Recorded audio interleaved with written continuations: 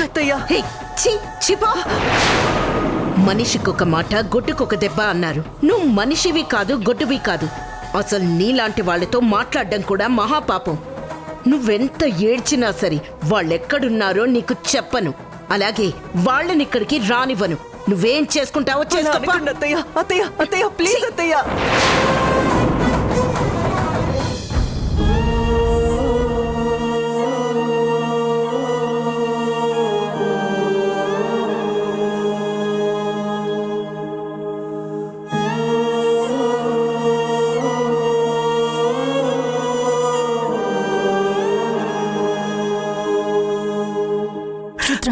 ఏంటి ఇది? నువ్వెంత బ్రతిమలాడినా ఆవిడ భరత్ గురించి చెప్పదు. అనవసరంగా ఆవిడ కాళ్ల మీద పడి నిన్ను నువ్వే తక్కువ చేసుకుంటున్నావు. నేత్ర, నా పరిస్థితి నీకు అర్థం కావట్లేదే. భరత్ని చూడకుండా నేను ఉండలేను. కనీసం నాతో ఒక్కసారి ఫోన్లో మాట్లాడించండి అన్నాను. నేత్ర, నాకు భరత్ కావాలి నేత్ర. ప్లీజ్ నేత్ర, ప్లీజ్ ఏదో ఒకటి చేయవే. నేత్ర ప్లీజ్ నేత్ర, ఏదో ఒకటి చెయ్యి. ముందు నువ్వు ఇక్కడి నుంచి రా రుద్ర. రా, లే, రా రుద్ర.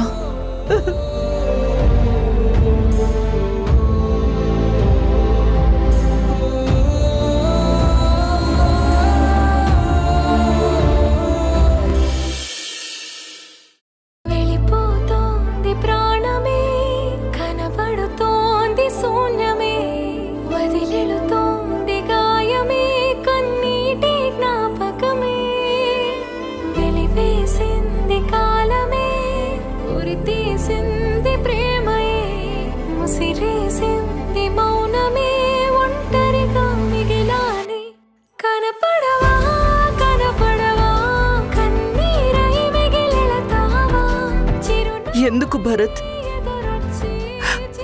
నన్ను వదిలేసి దూరంగా ఎందుకు వెళ్ళిపోయావు? నేను నిన్ను డిస్టర్బ్ చేయనని చెప్పాను కదా. నాకు దూరంగా వెళ్ళిపోతే నేనెలా బతకాలి?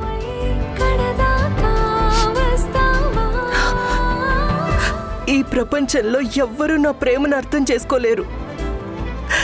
నువ్వు కూడా నన్ను కాదంటే నేనేమైపోతాను భరత్? భరత్ ప్లీజ్, దయచేసి నువ్వు ఎక్కడున్నా ఇంటికొచ్చి నా కళ్ళ ముందు కనపడు.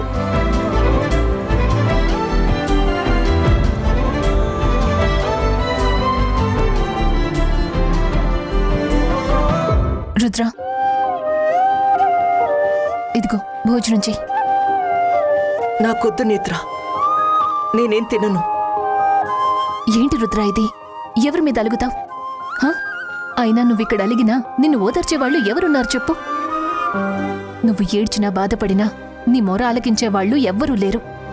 కాబట్టి అనవసరంగా మొండితనం చేయకుండా భోజనం చెయ్యి. వద్దు నేత్ర, భరత్ని చూసేంత వరకు నేను పచ్చి మంచినీళ్లు కూడా ముట్టుకోను. నీకేమైనా పిచ్చా? వాళ్ళు నీ గురించి పట్టించుకోకుండా వాళ్ల దారిన వాళ్ళు హ్యాపీగా వెళ్ళిపోయారు. కానీ నువ్వు మాత్రం ఆ భరత్ గురించే ఆలోచిస్తూ ఇలా తిండి తిప్పలు మానేసి మరీ కూర్చున్నావు. ఇది కరెక్ట్ కాదు రుద్ర. నా మాట విని భోజనం చెయ్యి. నేత్ర, ఈ ప్రపంచంలో నా బాధని అర్థం చేసుకోగల ఒకే వ్యక్తివి నువ్వు. ఒక్కసారి నువ్వు నా గురించి ఆలోచించు. మీనాక్షి అత్తయ్య కావాలనే వాళ్ళిద్దరినీ ఇక్కడి నుంచి దూరంగా పంపించింది. భరత్ లేకుండా నేను బతకలేనన్న విషయం ఆవిడికి తెలుసు. భరత్ని నా నుంచి శాశ్వతంగా దూరం చేయడానికి తనేదో ప్లాన్ చేస్తుంది. అలాగే చేస్తుంది. తనలా చేయడంలో తప్పే లేదు. ఆవిడే కాదు, ఆవిడ స్థానంలో ఎవ్వరున్నా అలాగే ప్రవర్తిస్తారు. ఏ తల్లైనా తన కొడుకు కోడలు సంతోషంగా ఉండాలని కోరుకుంటారు.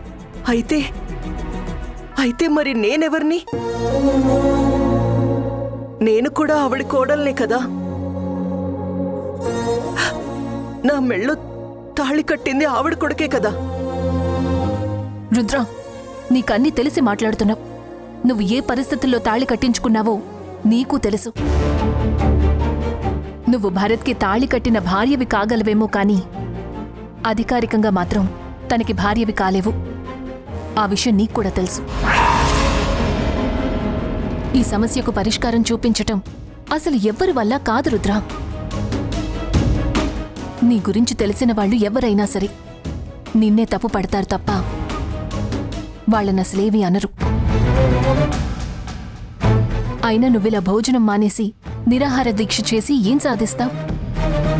అసలు నీ గురించి పట్టించుకోవడానికి ఇక్కడ ఎవరున్నారు? నువ్వు ఆకలితో ఏడ్చినా, అర్ధాంతరంగా చనిపోయినా నీ గురించి కన్నీళ్లు కార్చేవారు కూడా ఇక్కడెవ్వరూ లేరు. నా మాట విని భోజనం చెయ్యి. అనవసరంగా నీ ఆరోగ్యం పాడు చేసుకోకు. రేపు భరత్ చంద్రిక వచ్చేసరికి నువ్వు ప్రాణాలతో బ్రతికుండాలి కదా. నేత్ర, అంటే భరత్ తిరిగొస్తాడంటావా? రాకుండా ఎక్కడికి వెళ్తాడు? ఎన్ని రోజులను దూరంగా ఉంటాడు? ఇవాళ కాకపోతే రేపు, రేపు కాకపోతే ఎల్లుండి. ఎప్పటికైనా ఇంటికి రావాల్సిన మనిషే కదా. 4 రోజులు ఓపిక పట్టలేవా? కానీ మీనాక్షి అత్తయ్య వాళ్ళెప్పటికీ ఇంటికి రారనంటుంది. ఆవిడ అలాగే అంటుంది. ఆవిడ మాటలు నువ్వు నమ్ముతావా? నిజంగా భరత్ చంద్రిక తిరిగి రాని వాళ్ళైతే మీనాక్షి గారు ఇక్కడెందుకుంటారు? వాళ్ళ పాప కూడా ఇక్కడే ఉంది కదా. వాళ్ళేదో ఈ సమస్యకి నీకు దూరంగా ఉండాలని వాళ్ళు 4 రోజులు హ్యాపీగా ఉందామని వెళ్ళుంటారు. దానికి నువ్వు ఇంత హంగామా చేయడం అనవసరం. ఖచ్చితంగా తిరిగొస్తారు. నా మాట విను. తిను తిను. నేత్ర, ఒక్కసారి భరత్తో వీడియో కాల్ మాట్లాడు. తనని ఒక్కసారి నాతో మాట్లాడించు ప్లీజ్. అతను నీతో మాట్లాడడానికి ఇష్టపడ్డం లేదు రుద్ర, అర్థం చేసుకో.